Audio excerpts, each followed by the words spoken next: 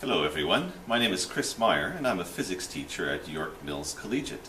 Today I wanted to share with you my use of paper clickers to help my students learn actively and to help with their metacognition. We start using these right away in our grade 11 physics course. From day one of our class we have a very quick introduction to what physics is, and then we get right into using these tools. So we introduce the students to these paper clickers. They're just paper letters that students have in baskets of their desk. And we start the grade 11 course just with some quick fun questions to get them used to this active tool of engagement. So this kind of warms them up. So if you take a look at my classroom, in each of our desks, students have a basket of materials.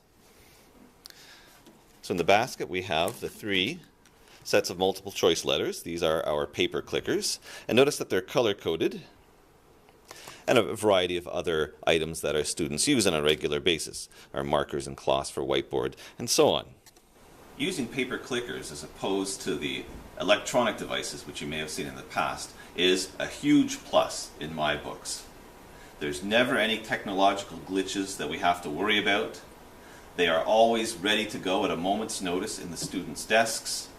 And all I need is to put up a slide or even just quickly write down a question on the blackboard that has the multiple choice responses. So it's extremely quick, easy to use with very, very few problems. An important set of skills in our science classes is cooperative group work. And in order for students to improve in cooperative group work, they need to regularly think about the skills that are involved in helping groups to work successfully. So we start this early on in our physics courses as well. So we use these clickers not only for science content, which you'll be seeing shortly, but also for what we call metacognition, prompting students to think about their learning process, and that helps them to, or it helps to remind them of what they need to do in order to make improvements. So we ask them, how well did your group work today? We assign our students roles in those groups, and I ask them to think about how they carried out those roles. Did they listen to one another before writing their personal answers? Our courses usually begin with a few lessons that help to train students into how to work and how to learn in this new cooperative learning environment. Once we get into the physics content, then we train the students how to use the paper clickers to answer physics content-based questions. And to do that, we go through a very carefully laid out process. And this process is called peer instruction, and it was pioneered by Eric Mazur of Harvard University. This process alone, that is peer instruction, can go a long way towards transforming a very traditional classroom into one that has a lot of very active student discussion. So here is our process for peer instruction. The first step for the students is, once presented with a question, they think about it quietly on their own. So they're not to discuss with their fellow group members. So we might present them with a question like this. The questions are typically very short, usually conceptually focused, so there's very little mathematics involved. But there are some well-designed distractor answers. So after the students have considered the question, it's time for them to choose a response. So they use the multiple choice, the paper cards for this. And it's important for them to do this secretly. So they'll privately select the response, and then they'll place it face down on their table to indicate to me that they are ready. So the next step for students is to show the response. Now this is meant for the teacher's eyes only. So the students hold up their answers, and I always remind them not to look around at their neighbors' responses.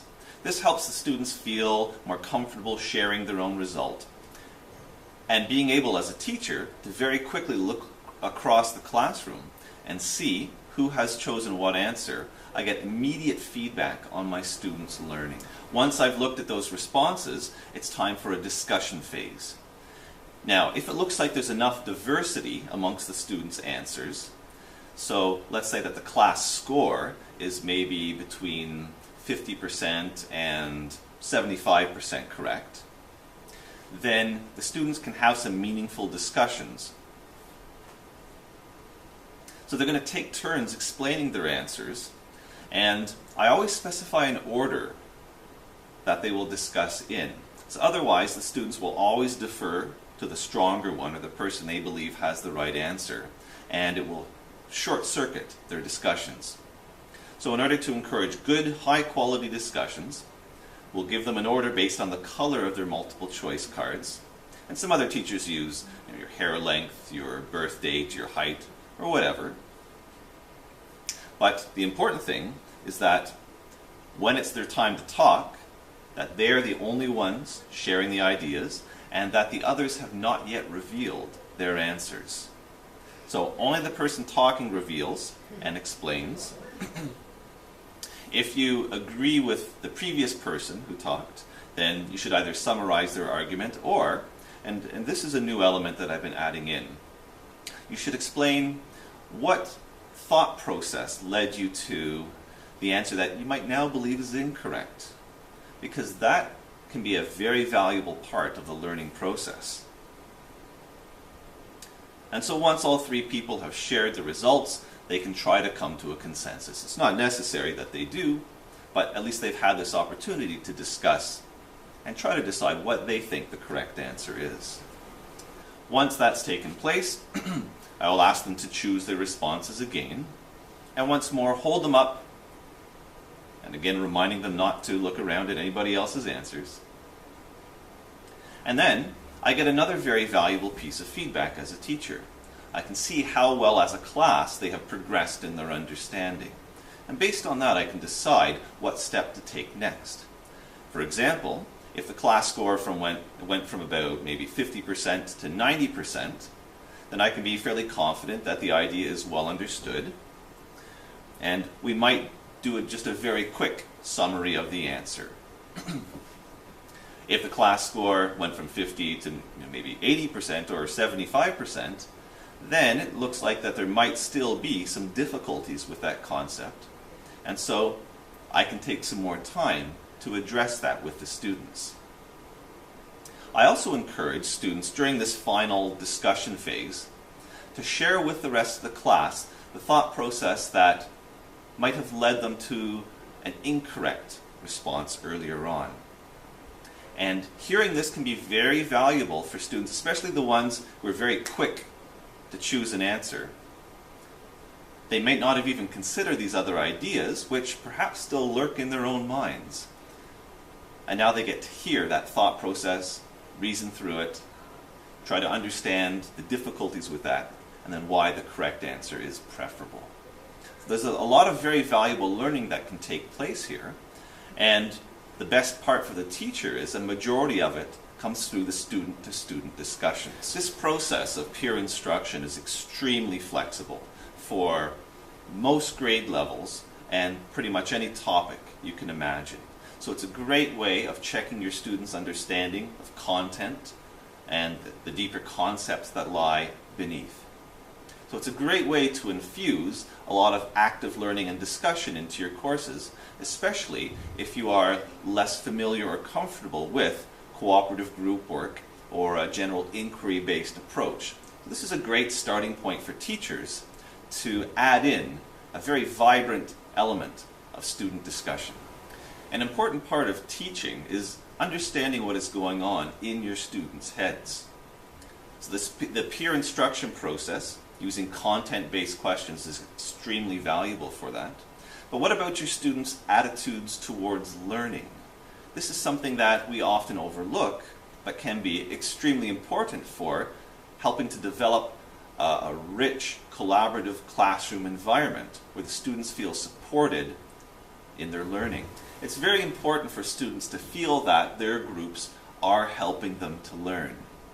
And part of that is just reminding them to think about, because we get used to this group work learning process, and we can often forget just how helpful and valuable it is to be talking to your neighbors and explaining your ideas to one another. So it's a good reminder of the value of this process. It is often very valuable to have students reflect on their own attitudes and behaviors rather than harangue them and lecture them every class, every day. I had a difficult group of grade 11 students a couple of years back, and rather than giving them the boring lectures about being well prepared for class and paying attention to your work and taking it seriously, asking them questions like this, causing them to reflect on it, can be a very powerful process. And I found that this, for me, felt much better, and it seemed to be more successful than just the regular harassing lectures. So ask them to think about, what can you do better next time in order to help your group work? Class preparation is so important, especially for the struggling or the reluctant students. And having this slide on right at the beginning of class as they're coming in is a very valuable reminder of them for what my expectations are and the behaviors that they should be working towards. So I would regularly ask my grade 11 physics class, the troublesome one, this question. And as the days went by, I noticed that they were getting better at settling down on time and having their materials ready. Another challenge with that class was keeping students' behaviors focused on their tasks. And this question helped me to help them reflect on that. This is a really important skill for success in school, making sure that your behaviors are helping you achieve your goals rather than hindering them. I also find it very helpful to make sure students are conscious and aware of how they are feeling about their progress in physics. That's just as important a part of the learning environment as establishing well-working cooperative groups.